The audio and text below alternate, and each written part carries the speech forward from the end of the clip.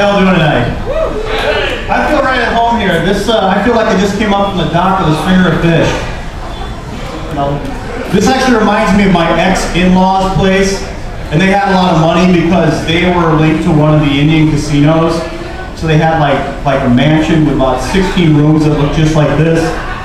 I mean, during the divorce, I almost sued for custody of the in-laws. A lot of dinero. So, hey, it's kind of weird. I was raised in a very strict family. My father had a very strong belief in the way people should be raised, children should be raised, by the scruff of the neck. He'd say things like, what part of don't you understand, don't you understand? The beatings, sir, the beatings. And Mom was a little less severe. She always washed my mouth out with soap. But right after she'd do that, I'd bring her a bowl of popcorn that was salted and buttered just the way she liked it. And she'd break into tears and say, Mom, what's wrong? She says, I'm so proud of you. You've got me so guilty. You're becoming a good Catholic boy. I'm not saying I had a lot of child abuse in my family, but, you know, that's what we're going to church for. We got abuse there.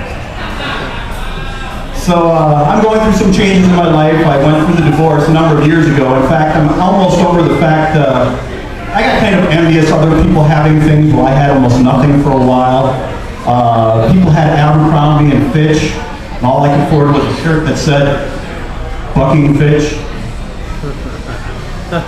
But I'm over those issues. Issues? Hell, I got a subscription.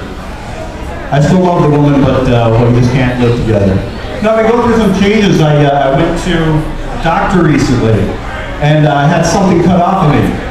That is a funny thing to say. Something cut off of me, not what the ex-wife volunteered to take off. Just a little thing up here, and I said to the doctor, I said, hey, make sure there aren't any government implants under the skin there. And then he said, no, we'll just put the next one on top of the old one.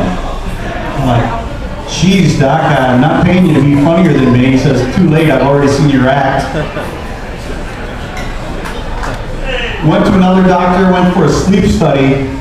Now this is good if you've got some things where you stop breathing in the middle of the night, or you snore a lot, or something. You might need to wear this mask that keeps continuous air pressure in through your nose, and you open your mouth and you sound like Darth Vader, so that's kind of cool. But the actual test, I mean, they tape sensors all over you, and if you're really vain, ladies, you may not want to do this because they have to paste the other sensors up in your hairline. I mean, it pretty much looks like the money shot at the end of a porno movie. It is not a good look. And I know that I was fairly vain, and I was not worried about my test results, just how I looked. I don't know, I do work out at the airport. I had all this structure growing up, so I do have a little bit of structure. I was in the military for X number of years. I work out at the airport. Now, I'm not a narc guy. I'm security. We come to the checkpoint, we look at your bags. But if we see something kind of funny, we got a question about it. And I saw a guy had some contraband. I said, sir, looks like you've either got 2 pounds of marijuana here, or we've got 1 pound of wild rice each. What's it going to be, sir?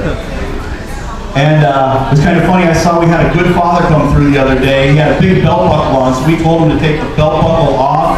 While he's reaching for his belt, his 3 kids started crying. 2 of them got on the mother's skirts, and she's going, kids, we're just going through security. Right about that time, the 10-year-old goes, you leave Mom alone! One last thing, I'll close on this.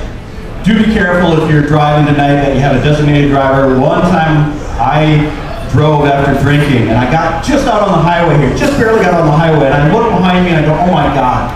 In the rearview mirror, I've got 2 cop cars following me. 2 cop cars. What? How do I rate 2? I got, wait a minute, there's only 1. Well, there's 2 again. These cops are amazing. And you're all amazing too. Thanks. I'm Erik.